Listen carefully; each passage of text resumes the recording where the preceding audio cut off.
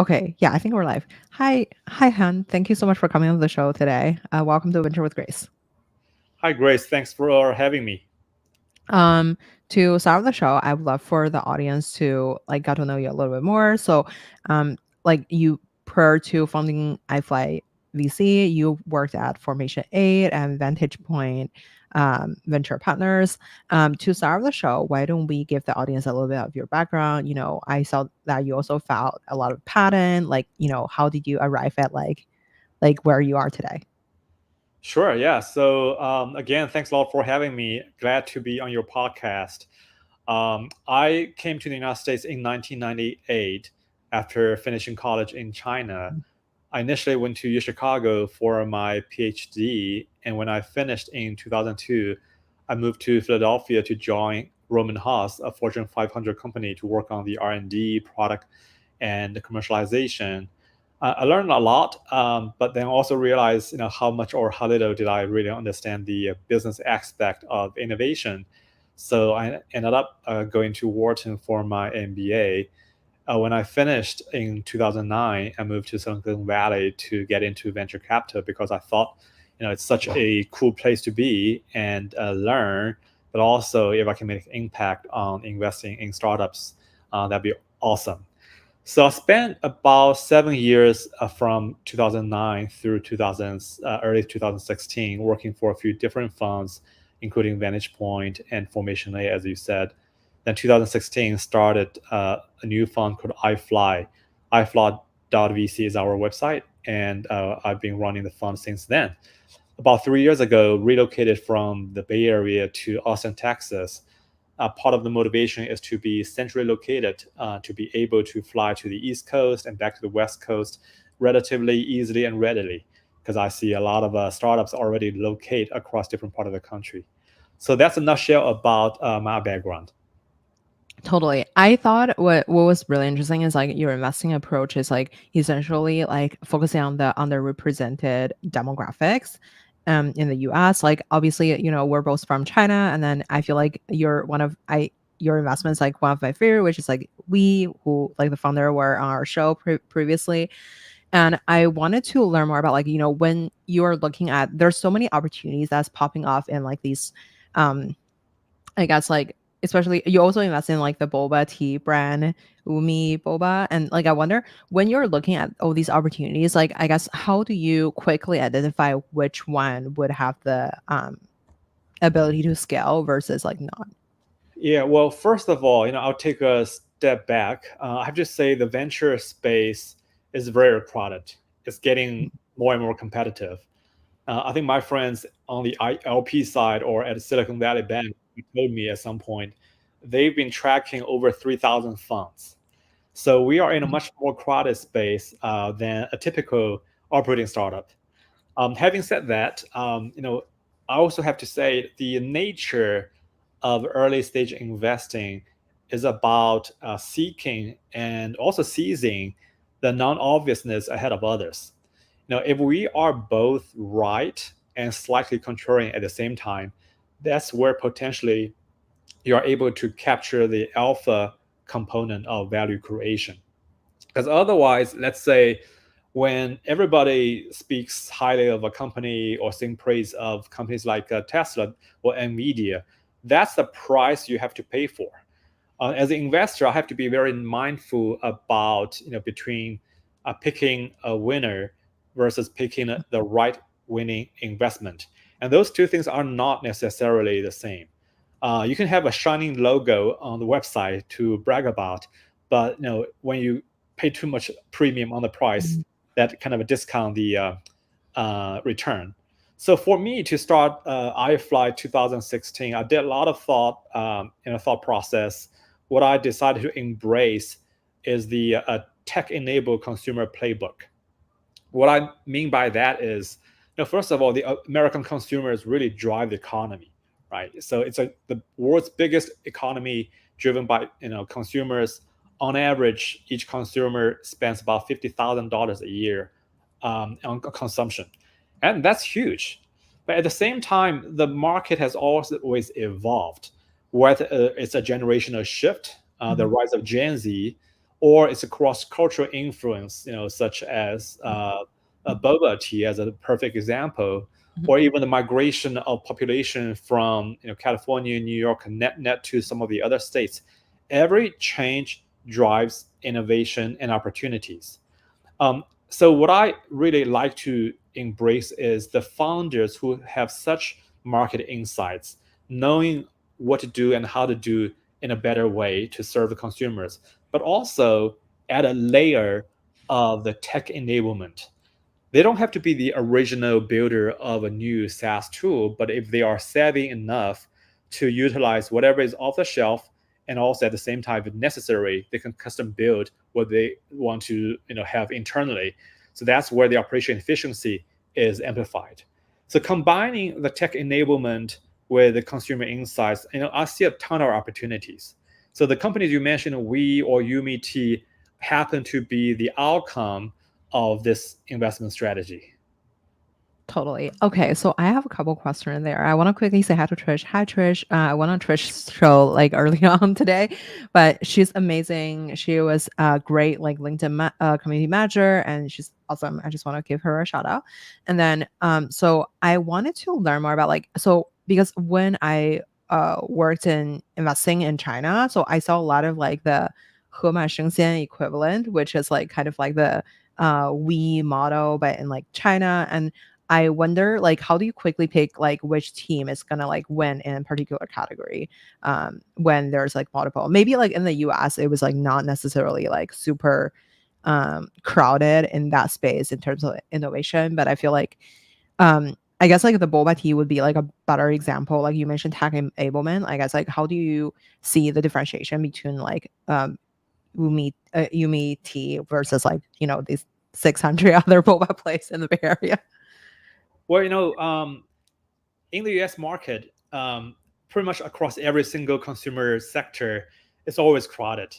On the one hand, the barrier of entry is not as high as, let's say, pharmaceutical drug development, right? You don't need a MIT or Stanford PhD to have a killer recipe to cure cancer. But Mhm. on the other side, to do it well, to do it profitably, to do it in a scalable manner, it's actually not easy. So, you touched on both of our portfolio companies, which is now the biggest online grocery for Asian in North America, and Yumi Tea, which is a leading boba tea chain. The way I look at it is, I would not say their winning is based on the loss of others, but at the same time, when you look at the space, where, first of all, let's talk about the grocery space. There has been tens of billions of dollars raised by companies in that sector, Mhm. right? So it's not necessarily an easy space to be in. But I would say, the differentiation, the positioning, where you go after is really important. The market is never homogeneous. If you think you want to be the everything store, the challenge will come from every segment. So pick and choose where to focus on is the first step. And we happens to focus on the Asian population in the United States, which is rising, it's big. There's a lot of underserved demand. And at the same time, the second part is how you do it, right? There's a big distinction from our vantage point between the first party and third party model. There's also a big distinction between real fast or ultra fast on demand delivery versus next day scheduled delivery. Every choice a founder makes drives huge difference in terms of value proposition to customers and also the operation efficiency. So it was because of all the prior knowledge and the thesis we already had. When I came across we again in late 2018, it was also interesting at the time. They got turned down by everybody else, Mhm. but we love what we saw and we had so much conviction. So in that particular round, we became the only investor of We, and the rest was history. They start growing really nicely in a very capital efficient manner. The last round of valuation reached $4 billion. We are still the second largest shareholder on the cap table. Still very bullish about what they do because the value proposition just holds so strong for the target demographics. When we look at Yumi Tea, which is the leading bubble tea chain starting from the Bay Area, They just opened a new store in Millbury. I don't know where you live, but Oh feel yeah, I actually so there's like one very close to me, like next to a hot pot place. Yeah. I, cool. I I really like their product. They had like the little toy or something in the Yeah. bottom last year. It was like pretty fun. Yeah, Yeah. so in case of UMET, like I said, it's a very crowded space. You and I could probably, spend about $250,000 or $200,000 to build a new bubble tea in a few months. I'm sure you and I can do it, right? But having said that, scanning the whole landscape, again, it's just not an easy space or easy place to scale the business. You have to do right about the product recipe, the innovation. You cannot have the same recipe for like 3 years without any change, right? And then also the supply chain is the hidden piece of it. You have to do it not just to manage the cost, but also reliability, quality. That's not a trivial manner.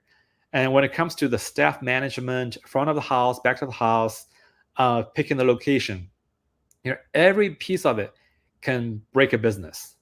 Now, I have seen, on the extreme side, company that raised over 10, $20 million for bubble tea chain. They burned over a quarter, excuse me, not a quarter, they burned over $12 million after opening 12 stores, which makes no sense. I also came across another venture backed bubble tea startup that had 5 locations on the East Coast, mostly around Manhattan. Each one of them lost a ton of money until they shut down, right? So it's just not a space you can only, you can win by pumping a lot of money. You just have to do it right holistically. When we look at the other successful restaurant, coffee, or tea chains, about 10 years ago, I looked at Blue Bottle Coffee. It was already in a crowded space of coffee, right? But they did a very nice job in differentiating Blue Bottle Coffee versus, Peet's versus Starbucks and so on. So I was just amazed by how well they have done in a very thoughtful manner, right? So when they got acquired by Nestle later on, there was a winner, and the early stage venture backers made a lot of return. And last year, another example, a company called Cava, CAVA, that's a spelling. They only have about 300 locations.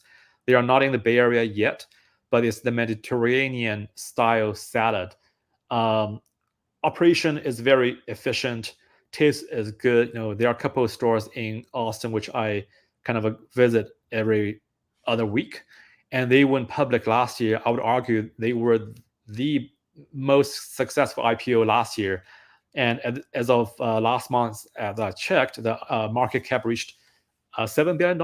Right. So again, there are many examples about in such space where most VCs don't necessarily look into.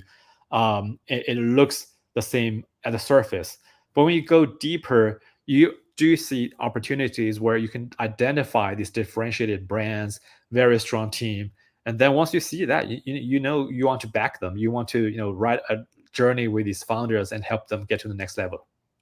I wonder, so like I want to unpack that a little bit. So like I wonder, so I guess for I want to quickly say hi to the audience. Hi, Damien. Again, Trish, you are awesome.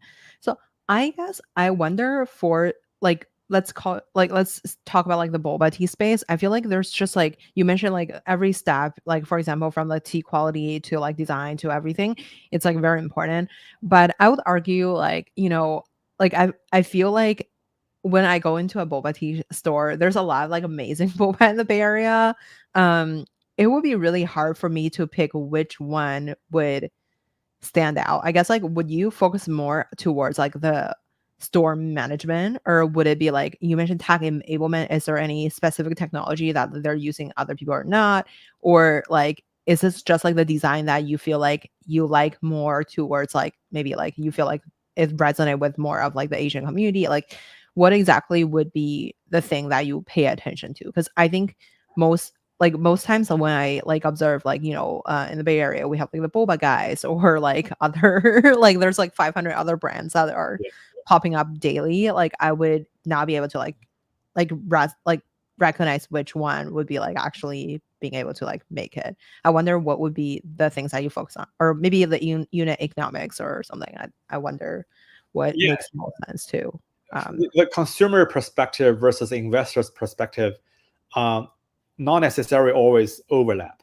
From the investment perspective, the answer to your question is really all of the above, right? To build a successful business, every box got to be checked. Every aspect of the business operation matters. The positioning is also important, right? If you want to go after every type of consumer, very likely you will fail. But focus on the ones that you just, focus on the ones that love you, regardless. They're the core customer base. So in case of Umiti, the positioning is not that they are going after everybody. They are really tuned for American Gen Zs.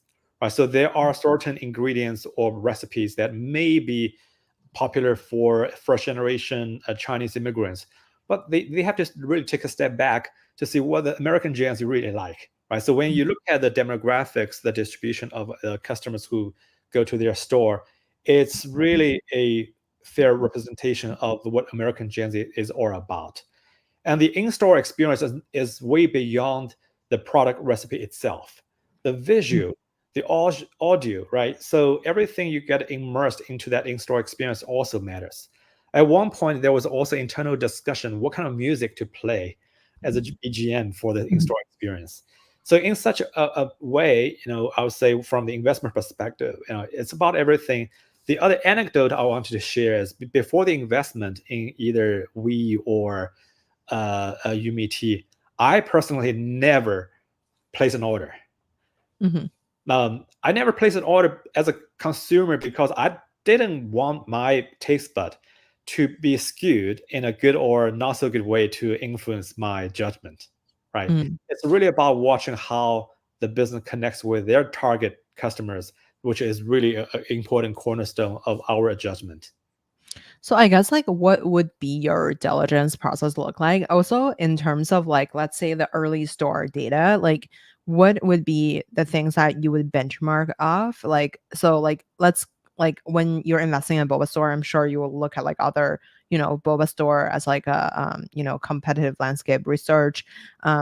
Like I guess like how would you acquire the more like accurate data to like compare if this is like a well performed store? Like, I mean, obviously we don't have to talk about details on like, Yeah. but like I guess like the general approach on how do you acquire the data and like what would be things that you feel like are more important? Would it be like the numbers of like unit economics, or would it be like more of like the thoughtfulness of the founder, like she have thought or like he have thought about like the the music or like the design and everything like nobody else have thought of?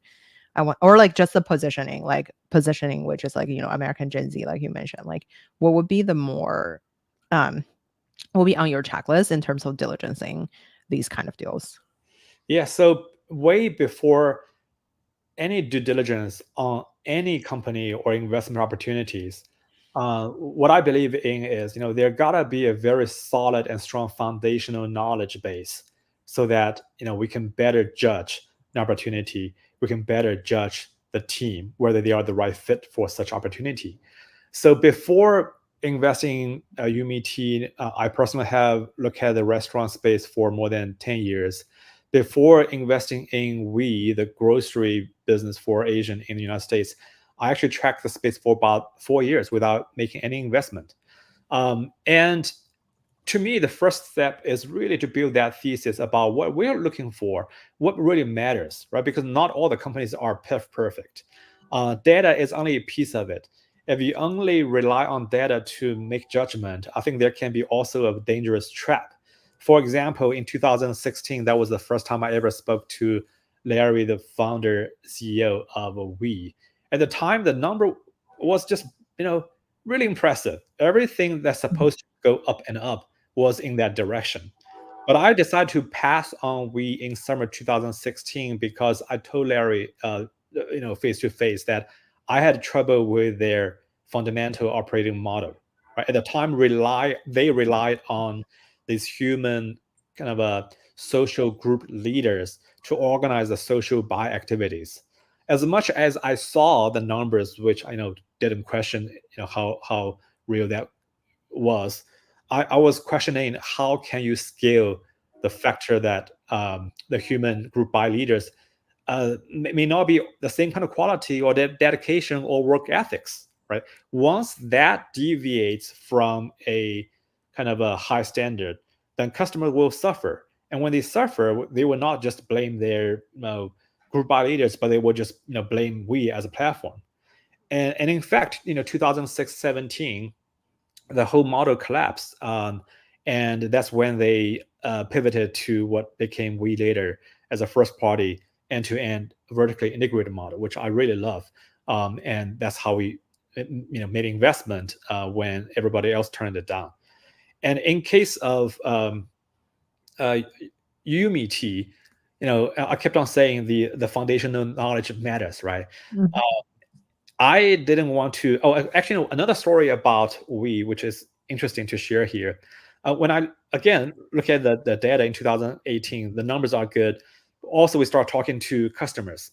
I personally interviewed more than 15 or 16 real customers, since some of them are my friends.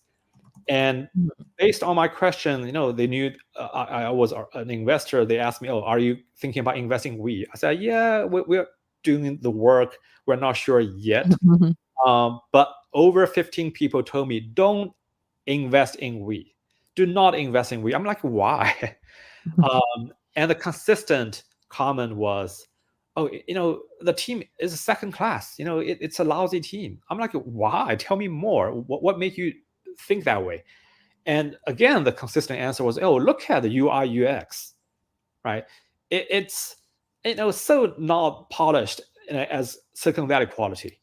So after hearing these comments, which is also important data source, after hearing these comments and feedbacks over 15 times, I really wanted to even invest more. And my way of thinking is, given this second class, quote unquote second class lousy user interface or user experience, you still make a weekly purchase, right? Then that, to me, we has already solved the biggest pain point for you, which is helping you find what you want to buy, right? That's the core value proposition, right? That trumps everything else. So I use this example to illustrate how we have to weigh different kind of information, whether it's quantitative data or it's qualitative piece of information. And the same thing going to bubble tea. It's just not about the numbers that look glowing.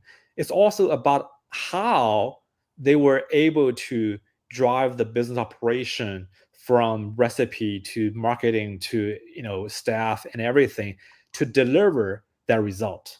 Right, that kind of linkage really matters, because otherwise you could just be lucky. Once you don't know how you got lucky to succeed, it's actually very dangerous when you try to apply what you think to the next steps or the next stage of scaling. So I was really impressed by the UMT team, because every piece I just touched on, they had a lot of thoughts, they had a lot of learning, they had a lot of kind of a progress and improvement. So that gave me a very strong conviction. So we got lucky to become the first and only investor of UMT last year. I wonder when it comes to like portfolio construction, since like you mentioned, like I think you mentioned about this in like another podcast about like how you guys are like more towards like high concentrated portfolio Yep. approach. When you're thinking about like reserve, like saving things for reserve versus like making the first bets, like I guess like how do you like I guess what does your portfolio construction generally look like, and why do you design it that way? Yeah. So everything within a firm's or fund's investment strategy gotta be interconnected. If you single out a single piece of it, make it that standalone, actually doesn't make sense. So for iFly, to begin with, as I talk about building the foundational knowledge base, developing the right thesis, constantly test it and challenge it, that's step one, right? It really helps us identify an opportunity that may not look glamorous or interesting at all for the time being. And but then when you think when you reach that stage of conviction, you love what you see because you know you're onto something. Given the amount of work we have done, why should we only write a tiny little check and Mhm. hoping it's led by an established fund? Well, so in that regard, we are more than happy to lead investment.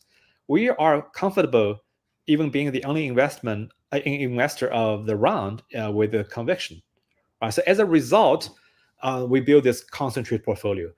The maximum number of investments a year we have accomplished since inception of iFly is 4. And this year, I have not made a new investment yet.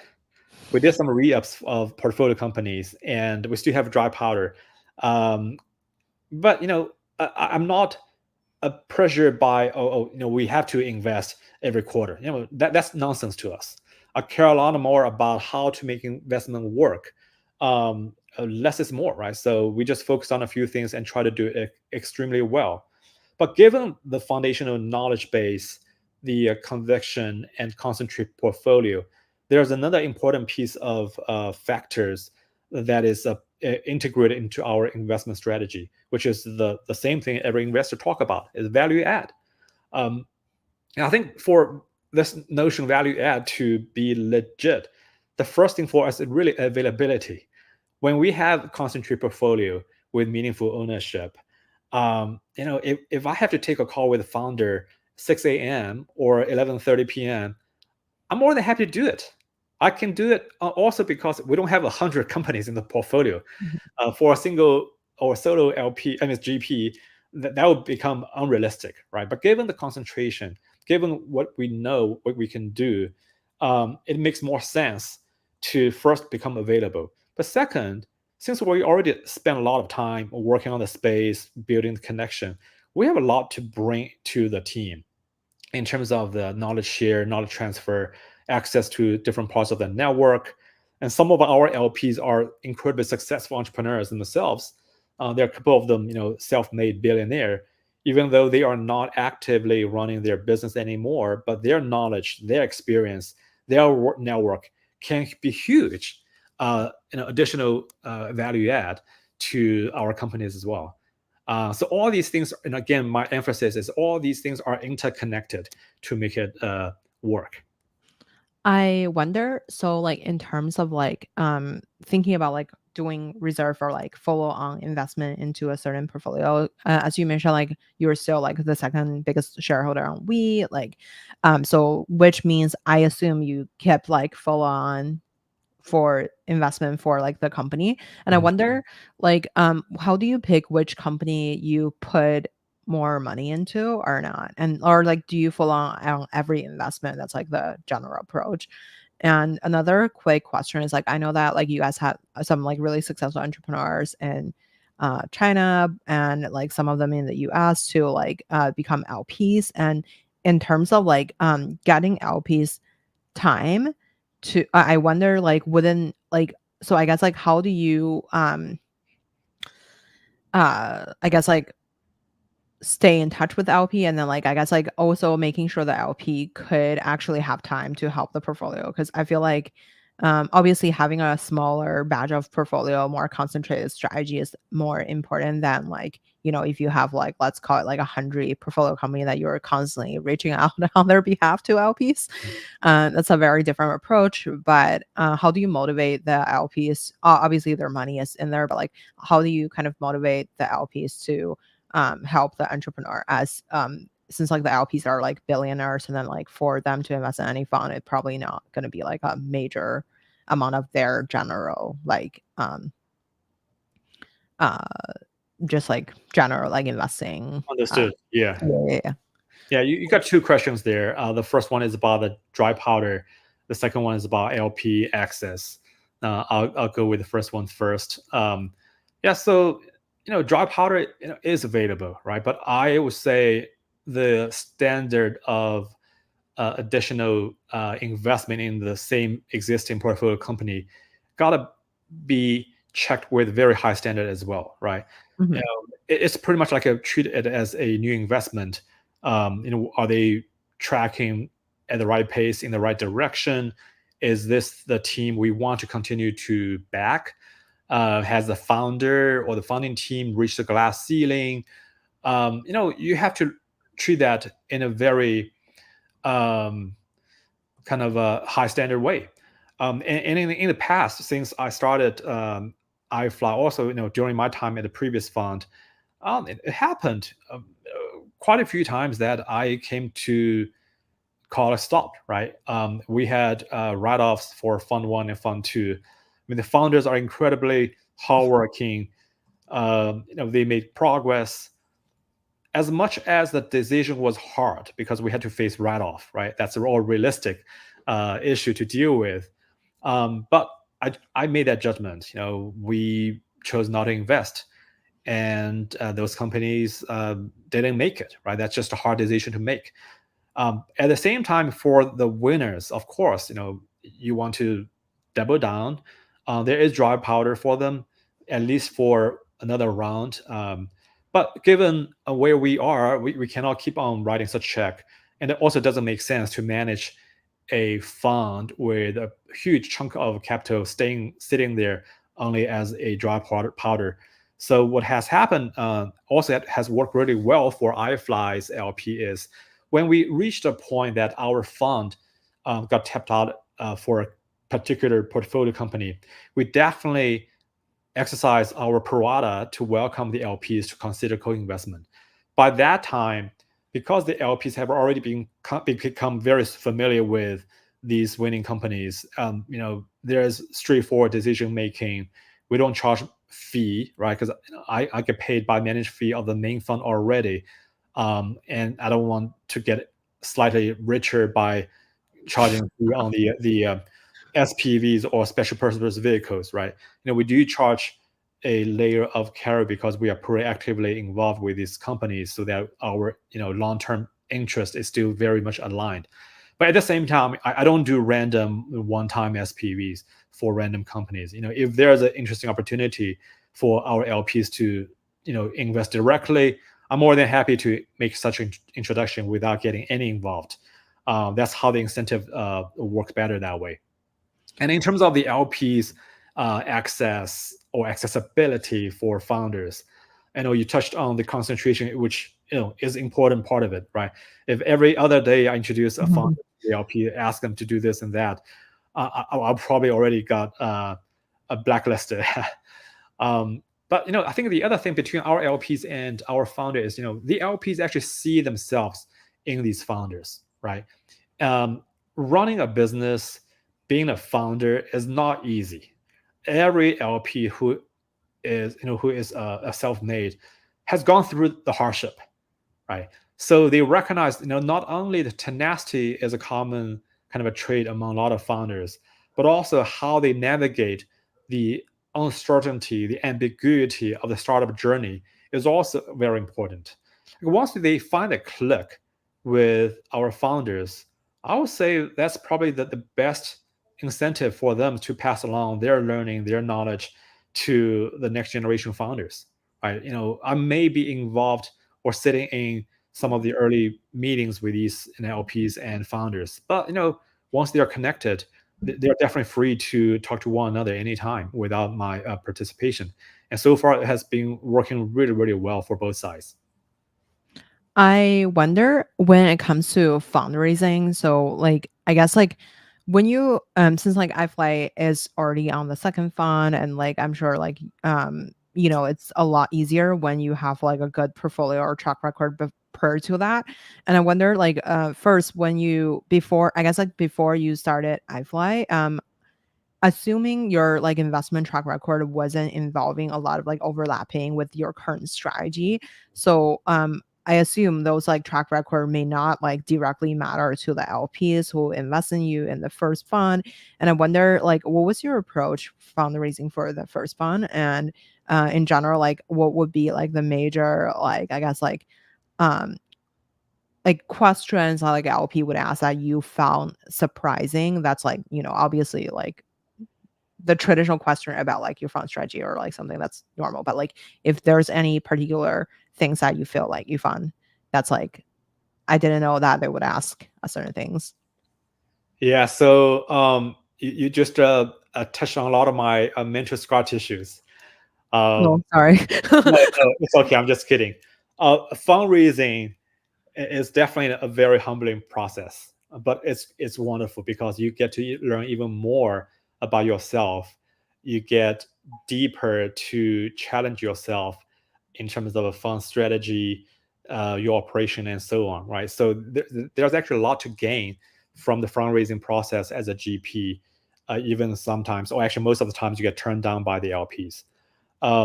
And in retrospect, I concluded there are two kinds of first-time GPs. One is like just incredibly good. Once they leave their previous firm or previous company, LPs dollars just chase them big time, right? Mhm. There's a second kind of founding GPs that think of fundraising for a fund is so easy, and given the previous, glowing background or experience, fundraising is a piece of cake. I call that, kind of a camp being on the naive side. I think in retrospect, I felt I belong to the second camp. I definitely underestimated how long and how hard it was to raise money. Between Fund 1 and Fund 2, I got turned down by more than 500 potential LPs. But of course, I wanna double click on that. yeah, So I wonder, so like this is not like a severe number like on our show. Like we've heard like, thousands of like LPs turn down someone and someone raised like a successful fund on the show. So I wonder in terms of like getting intro to the 500 LP, that's already really impressive. Like even you have the touch point to like get in front of someone. I wonder, so like I wonder when you first like pitch to LPs, like between like, I guess like what is the can you give us like obviously like don't share like details if you don't want to, but like generally, like let's say when you like first meet, since like I feel like meeting LP is kind of like people define it as like enterprise sales cycle. So essentially like, your first touch point is like maybe so and so introduce you to the LP and then you gave them like an overall pitch, or like maybe you already know the LP, you gave them like a soft pitch. But after that, like how do you actually before like between like you first meet the LP to eventually land the LP as like confirm that they will invest into your fund, like how long does that take and how many meetings do you have to take and how do you kind of do you navigate it into like a face-to-face conversation each time, or would it be like, the first time is face-to-face and then it's like becoming like an email exchange later on as like you invest in the portfolio companies? I guess like can you describe a little bit more in like unpack a little bit on like the experience yeah. like from meeting to closing ALP? Yeah, so you asked about a few different aspects of fundraising. The first is how you generate the leads for these potential LPs. The second is about how you really manage that process end to end. To answer the first part, I think it's always referral, right? So every LP came through referral at some point by classmates, friends, even childhood friends. You never know. I was very vocal about fundraising, um, and but also, I think one of my favorite stories about referral was actually, it was actually introduction done by a founder in California who I turned down back in 2015, and I gave the guy the reason why I had to turn it down. But I think I probably did something right to help him to some degree. That guess what? 3 4 years later, 2018 or 19, he came back to me and he introduced me to a family office on the East Coast that became an LP of my fund too. Right. So how serendipitous that was, that a founder you turned down that came back and introduced you to an LP, right? But my takeaway is a relationship matters a lot in this business, right? You can see a lot of no's in a graceful way. I cannot commit to helping every founder who are turned down, but whenever you can, you do something in a positive manner, without expectation of immediate return, right? So over time, it probably just help build their personal brand and reputation in this community. Um, and the second part of your question about the process, I think the variance between, the variance for fundraising timeline, like, is really broad. Um, it's between 1 or 2 meetings and like up to what 3 years.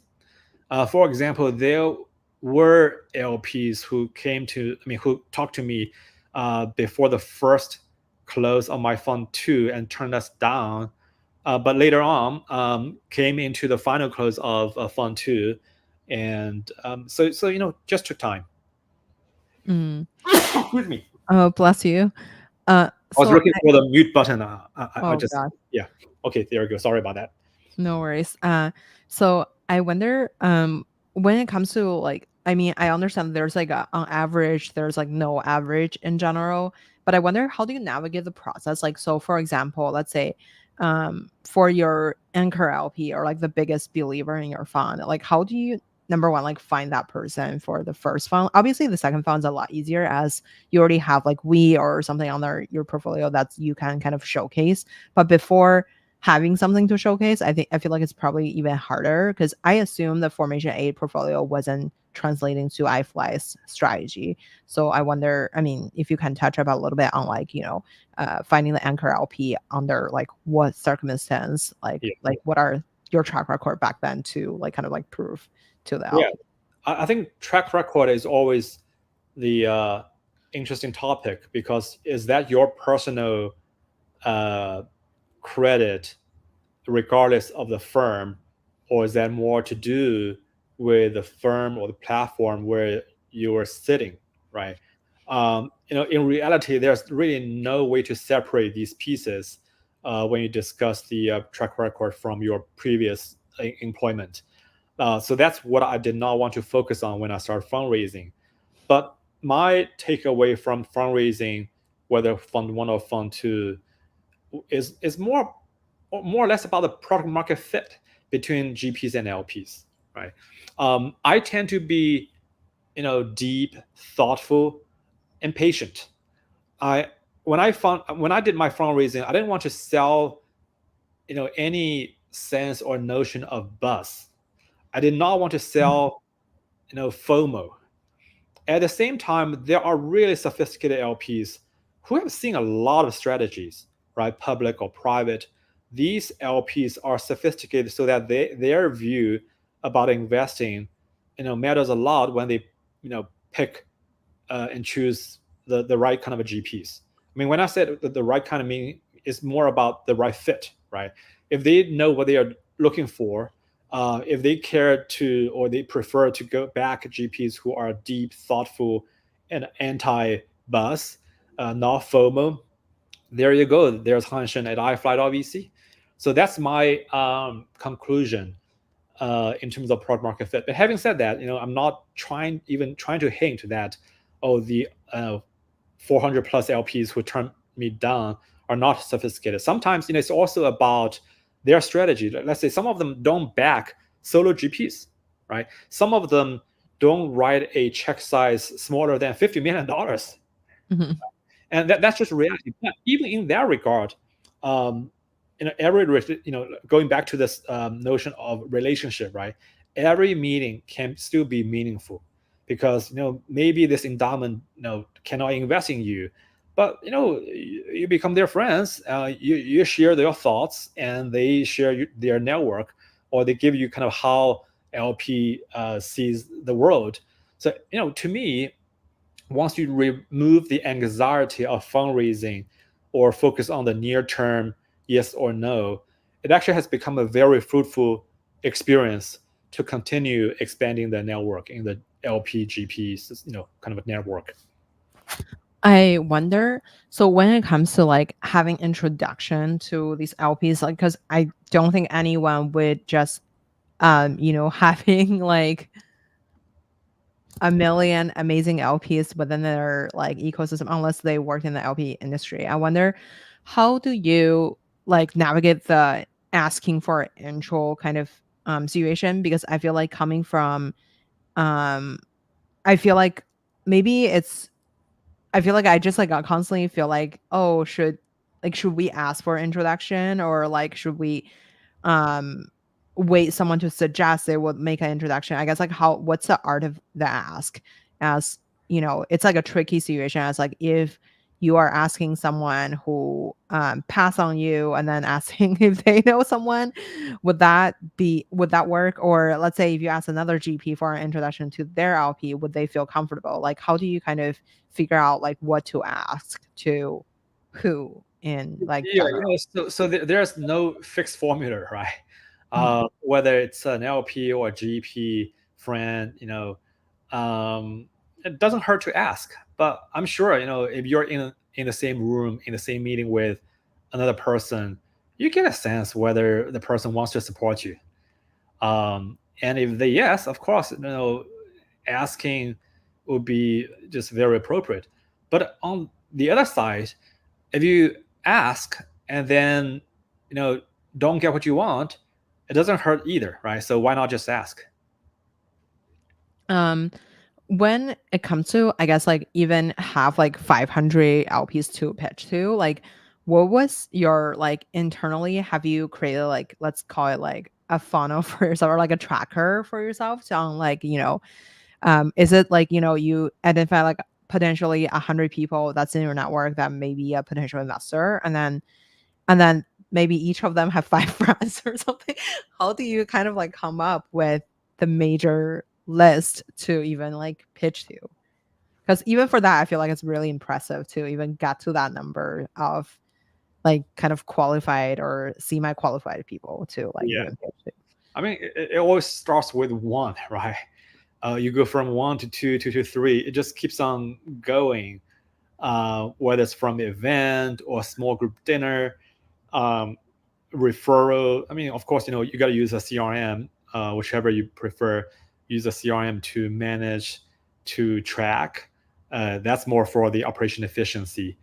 Um, yeah, I mean, to me, this is not something I can have any particular secret formula. It's just that you manage as any kind of a sales process, a pipeline. You oversee and figure out and how to spend your time and money wisely. I wonder when it comes to like picking the, like, I guess like when you're trying to like, I guess like coming up with like a strategy for your fund, what would be like I guess like since you pick the more like undervalued investment strategy, I wonder, I feel like in venture most VCs are picking the hype or like, in a certain like, because maybe I live in Silicon Valley and most like there's a lot of like emerging technology that's being invested in the space. When you're picking the strategy, how do you identify who would be the right LP for you? Since I feel like, I don't know, like I feel like a lot of the venture investing community are leaning towards the more you know, risky profile of things. Yeah, I mean, nothing is really risk free, right? Mhm. Even bond has its own intrinsic risk. Um, in terms of assessing LPs, I would just say, ask those questions, right? Ask your LPs during the pitch what they are looking for. And if they tell you they prefer like late stage buyout only, okay, then you know the answer. Then in that case, you turn that meeting into a meeting to start building relationship, because you never know, right? Sometimes person working for a family office um, may not be able to work on your fundraising because of their existing investment strategy. But again, the relationship exists at a personal level, right? Maybe that guy or girl join another firm later on, and that firm might be the better fit. You just never know. Mm. Um, yeah, so if I were you ever get into those meetings, make sure you just ask questions. I wonder how do you kind of like, so this will be my last question towards like fundraising department, and then we can jump into other more exciting topics for you. I wonder like when it comes to like qualifying LPs, so since like the LP community is like very opaque, as like many, let's call it like family offices may not even have a website. Uh-huh. How do you identify the legitimacy of the quality of the LP? Just check what kind of questions they ask, right? And also ask them the right questions. The interaction with LP or any person or company or clients is always a two-way street, right? As much as you're prepared to pitch to answer questions, you should discover more about the LP by asking probably a few questions to get a feel. And then the way they ask question also reveals a lot about what they care about, right? Mm, So if someone asks you, why not utilizing your background in chemistry to look into hard tech or deep tech, it reveals a preference or it reveals interesting kind of aspect of how they think about it, right? Then that would pivot you into another direction of the conversation to kind of learn more about each other. So mm, that's why it goes back to the same notion in product market fit between GP and LPs. I think the sooner you can identify the product market fit between you as a GP and a potential LP, that would just become more productive. mm. I wonder, so like in terms of, I want to chat about like, the Texas based like ecosystem. So since you picked like Texas as like your base of your firm, I feel like the Texas ecosystem has been like really booming in the startup ecosystem space. I wonder like what does your experience look like in terms of investing inside or outside of like where you're located? And if there's any interesting trends that you've seen in the consumer ecosystem that kind of like shifts that you find exciting. Yeah, so I actually want to go beyond Texas itself. The venture slash startup ecosystem has, as you know, has been way beyond Silicon Valley or New York.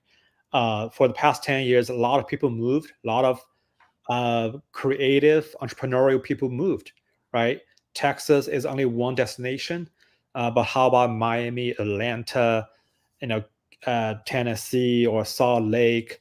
Um, and once such a city has a foundation of people who are smart, entrepreneurial, restless, it takes a small percentage of them to just start a new company. The year I moved to Austin was April. It was April 2021. That year, there were about four IPOs of Austin brewed startups. But beyond Texas, there's also Atlanta. I'm sure you heard of the company Mailchimp and Calendly. Mhm, We are paying customers, but those companies had hard time raising as they got turned down by all the VCs who think, oh, how can you get a startup in Atlanta, right? mhm, But the founders had their really deep insights in the customers' needs and pain points. They also figure out their own way to build the tools. Each of them raised half a mil in several different tranches from family and friends, and then they never raised again, right? Same thing goes with Salt Lake. Um, a lot of these big companies, EY, Goldman Sachs, they already got a lot of back end engineers in Salt Lake, and again, it takes just a small fraction of these people to break out to start something new. So to me, the relocation to Austin has its own ambition in terms of the central location, given this a local startup ecosystem that has been booming and growing, which is very exciting. But the convenience of the central location means it's much easier for me to travel to the East Coast and also equal distance back to the West Coast. And the travel logistics for a fund, it's tough, right? Going from SFO to New York is a major planning process. But now I can make all these short trips, 2 days, one night, going somewhere. If I had to do Zoom, of course, Zoom like this one. But if I have to be somewhere to talk to founders or LPs, I don't need to get into the over complexity of travel. And yeah, so far it's been great. I definitely accomplished that objective by moving to Austin. I've done at least 90 business trips since the relocation 3 years ago, but each one being easier, better to manage. Mm. I wonder if there's any like major shift that you're seeing in the especially the underserved like community ecosystem that you're excited about. So there is a piece of shift in the service-oriented brick and mortar retailer. Mm, Right. As much as you think everything goes digital, everything goes, e-commerce, virtual, the person-to-person interaction in real life still matters a lot. But this also goes with the wave of tech-savvy entrepreneurs who identify these opportunities in populated cities or emerging, like rising cities. Um, you know, let's say this way, by having this firsthand observation of Texas and a bunch of other states, when population pouring in, you can spend money building all these residential community and houses, but all these service-oriented brick and mortar retailers are falling behind. There are restaurant, coffee, tea chain, auto care, baby care, pet care, nail salon, you name it, right?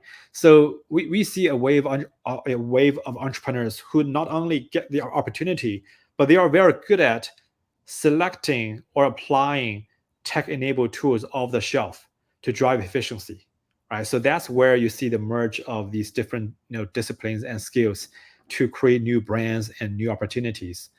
And of course, that's a space I'm super excited about. And UMT is also such an example that reflects such a change. When I say, they have all the tech enablement, 3 out of the 4 founders of UMT were engineers by training, right? They used to work for engineering firms, and when they started running their own business, uh, you know, behind the scene, there's a lot of data-driven processes to make the efficient. So this is only one example, but I'm seeing a lot more companies in this space, which I'm very excited. And if you know anyone who is doing things like that, definitely love to have introduction. That's my ask. for sure. I want to end with like one real question and then 1 minute fire round. Yeah. So as for like the deals that you have invested so far, would you say like the more of the deal sourcing is you going after a specific company, or would you say it's more of like an inbound um approach that like you just like filter out like a bunch of company out of the inbound deals? Which kind of like approach would you say like leaning towards like a better outcome? It has to be both ways in terms of sourcing, especially given that we constantly pick a new topic to dive into, right? Um, going from a PhD in chemistry all the way to venture investing in consumer space. There are quite a big gap, but this whole big gap is also broken down to a lot of these small baby steps. So every once in a while, I came across a new idea, I start talking to people. That's more outbound. But as more and more friends know my interest, inbound became more prevalent. At different times, we look into, intimacy technologies, sex toy, even with a focus on, the pleasure management for female, right? It's a space that I'm still very excited about. It's just so far we have not found the right fit for our fund at this moment. Yeah, so like that, we did a lot of outreach, and we start getting some inbound and start getting referrals. That kind of a cycle will just keep on going as we continue to learn and expand where we feel excited. Okay, so we have a last 1 minute fire round for you. What's your favorite book? Harry Potter. Oh, who made the Not biggest for impact in kids. your? It's not for Oh, kids. oh, As I grew, I learned, from an adult's perspective, there's so much to learn from the journey.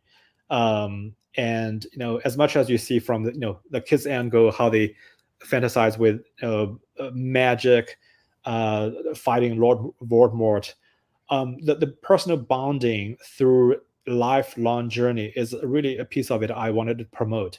I constantly use the hashtag shared journey. And I have also had childhood friends who are, we are in touch with each other, talking to each other, helping each other at some points. So the notion of life journey is really something I wanted to promote out of the Harry Potter book series. Mm. Who made the biggest impact in your career? A lot of them. I mean, from my first week in Chicago as I arrived as an international student, up to even last week at Kaufman Fellows when we graduated. I I'm very fortunate to get a lot of positive impact by different individuals. And cumulatively, I think that the journey I have already embarked benefits from all these individuals. That's something I feel always grateful about. Uh, who would you invite to your dinner party? I'd love to have you next time. Thank you. Uh, where can we find you next work? After where can we find you outside of work? Um, I'm learning to play piano following my son. He's working on ABRSM grade 8. I'm way behind. I'm working on grade 3. But I've kept on trying. I've done 3 recitals so far, each one getting better. Yeah, so you can find me next to the computer, excuse me, the piano at home around midnight. Oh my god. That's such a quote unquote shared journey with the kid. Exactly, Yeah. exactly. Well, Han, thank you so much for coming on the show today. It was such a wonderful conversation. And quickly saying hi to the audience. Hi, Mary. Hi, Trish. Thank you Hi, for everyone. being so Thanks for active. attending. Hi, Damien. Anyway, thank you so much, Han, for coming on the show today. Thank you. Thank you very much for having me again. Have a good day. Let me Bye bye. quickly